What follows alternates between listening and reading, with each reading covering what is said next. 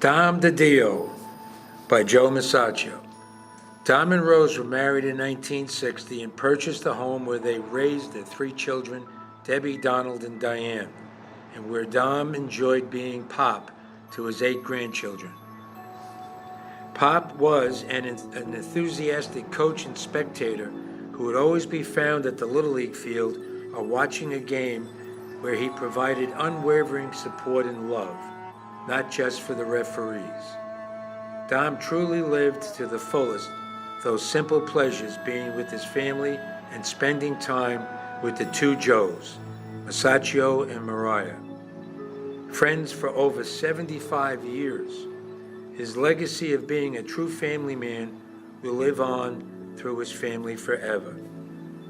God bless Dom de Dio. Billy Hire by Joe Masaccio. Billy was a loving husband, father, and grandfather, but to this group, Bill will always be remembered as a Red Raider. Bill was younger than me, and I can recall him following my high school team, always congratulating me on each of our wins. He always said to me, "I hope that someday I can be on a team as good as yours." After high school, Bill took his athletic ability to St. John's and played basketball for the university. He was a member of the CPHS Hall of Fame, inducted in 2019. This gentle giant will be sorely missed. His friendship and kindness will be memories that each of us will carry for the rest of our lives. May he rest in peace. Gary Disco by John Cabibbo. There's not enough time to give justice to Gary. Gary grew up on Cliff Street and Cliffside Park, the same as me. We went to number 3 school from K to 5, and then I moved to Fairview. Gary's number one love was cars. He ate, drank, and slept cars. He had no real interest in sports. When in high school, we met up again, and now he was building cars. When I had my first car, he removed my 3-speed shift from the column and put it on the floor. He wanted me to run a race with some other hot rodder who kicked my ass. 50 plus years later, we met again with the Omega Group. His first love, still cars. But more so, his first love was his family. Third on the list was food. He could out-eat any Omega member for sure. He was also a cook. He loved to cook. But I will end this by saying he had the heart of gold and he would help anyone with a need. I miss you dearly, Gary, along with all of the Omegas. Rest in peace, my dear friend.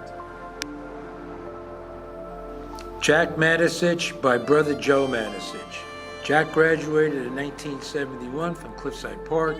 He owned and operated Jack's Auto Body on Fairview Avenue before becoming a police officer for Cliffside. Other ventures including selling cars, selling police equipment from Maine to Virginia for MPH. Jack loved cars, traveling the roads and the restaurants in Cliffside Park. He loved living in Cliffside up to 2014. If you had time to spend with Jack, you would see a tremendous amount of generosity. He also knew you were going to be in for a great time.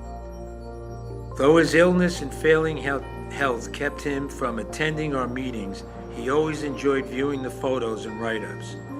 He knew of our unique friendship as an Omega man. God rest Jack's soul. Eddie Savinskis by Ralph Butchie and Lou Papa. Ed was raised in Fairview and graduated from Cliffside Park in 1964. He played football and track. He was a Navy vet. He worked at Maxwell House Coffee, where he met his bride of 41 years, Anne Marie. Ed had a strong belief in God and served as a Eucharistic minister. He was a member of the Holy Name Society, the Knights of Columbus, and the West Hudson Men's Retreat.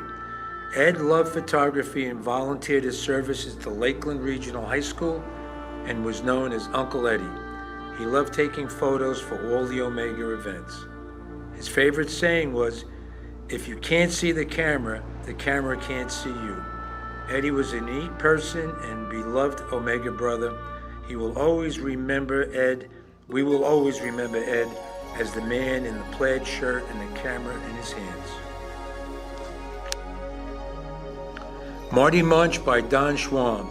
I first met Marty in 1953 when my 8th grade PAL basketball team lost to Marty's 9th grade team by a score of 99-3. We considered it a moral victory that we kept them under 100 points. From there, we were always together on the same team. CYO, Cliffside Park, FDU, YMCA, Ethics, and Humor Family.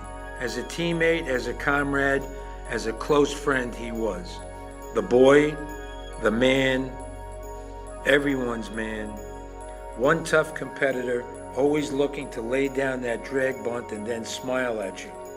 God bless Marty Munch. Leon Brud Gregorius by Carl Opperman. Brud was a CPHS graduate from 1959. He was one of the most genuine, kind guys I've ever known, plus being a tremendous athlete. Brud would kick a football a country mile, along with being a wonderful basketball player. Not only that he broke the CPHS high jump record, his best sport was probably baseball or softball. Brud was 3 or 4 years older than us, and we played hoops at number 6 school. And after playing with the older guys, he would come over and play with us, calling us the rookies. When we were done playing, he would pile all of us in his car and would treat us all to Dairy Queen. Even though Brud was only with us for a short time, I personally will always remember him as a friend and will never forget him. Ernie Davino by Billy Grippo. Ernie, to all the Omegas, was one of a kind. Ernie had the strength of a bull and the heart of a lamb. A gentle smile was a favorite to the girls in Cliffside, and his loyalty to his friends was his calling card. He was in many instances called Uncle Ernie to people he met and cared for. Ernie had his up and downs in life, but when he was your friend, he was your friend for life.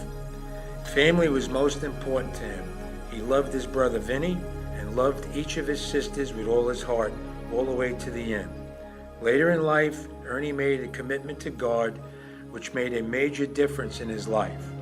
We and I will always have a deep love and affection for him. God bless him. Danny Napoli by Frank Napoli. This is difficult to put into words what Danny meant to Renee and me. He was a larger-than-life figure in Cliffside Park in Florida, his winter home. He was a coach, mentor, big brother, and a surrogate dad to many young kids at Bellevue Hospital. Danny's passing left a huge void to many who were always touched by him. His storytelling memory was legendary. His smile was infectious and opened the door to many friendships. His generosity and spirit will live forever in many hearts. His laugh, sense of humor, love of conversation, and his generosity will always be his trademark. Just ask any Omega brother who knew him well. During the evening, I would love to meet, greet, and hear some of your memories of this terrific Omega and Raider teammate. Joe Mazzacci by Sam Martone. Most of us remember Joey working in the family business at Palisades Amusement Park. Others knew Joey as a classmate and football teammate for Cliffside Park. I personally remember that Joe had great woodworking skills and projects in woodshop and would help many others with theirs.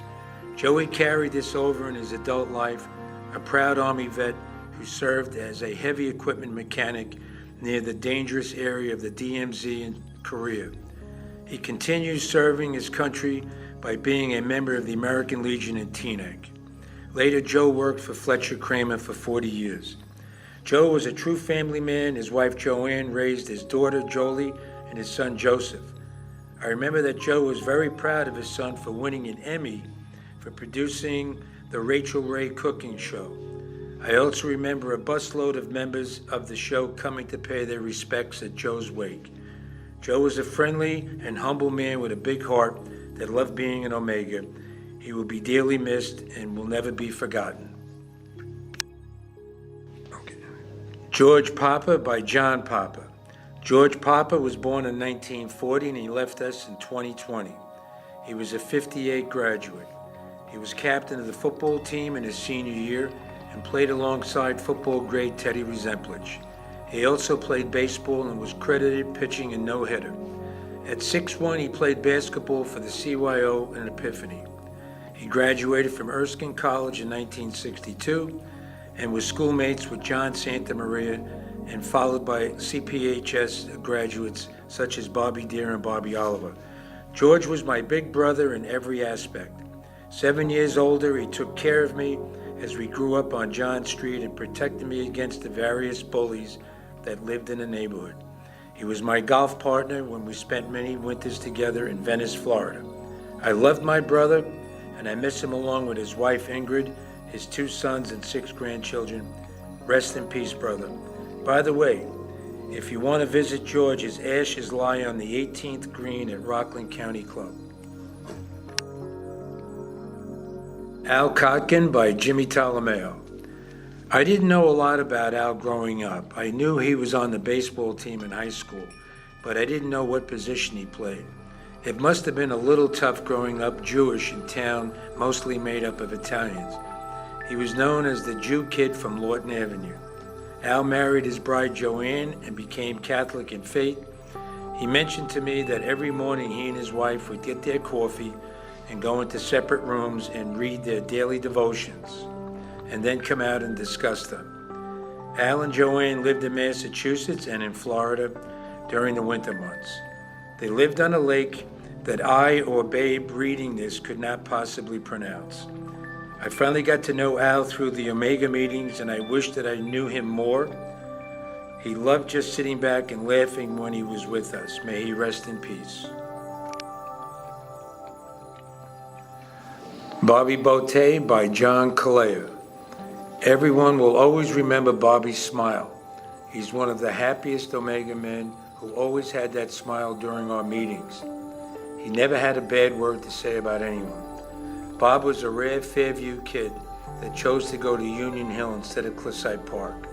So he rode the 22 every day in order to get to school and then flip hamburgers on the weekend for his Uncle Patsy Consoli. He played basketball for Union Hill, went on to teach at Roy W. Brown Middle School in Bergenfield for 43 years. He loved to read, cook, listen to music, and travel. The father of 2 sons and a stepson, and also a grandfather of 5, we're not sure how Bobby became a member of the Omega Boys, but boy, we were glad he did. He gave up many spots to eat, including Martino's in Hackensack. We miss Bob, and we have to believe he's in a better place.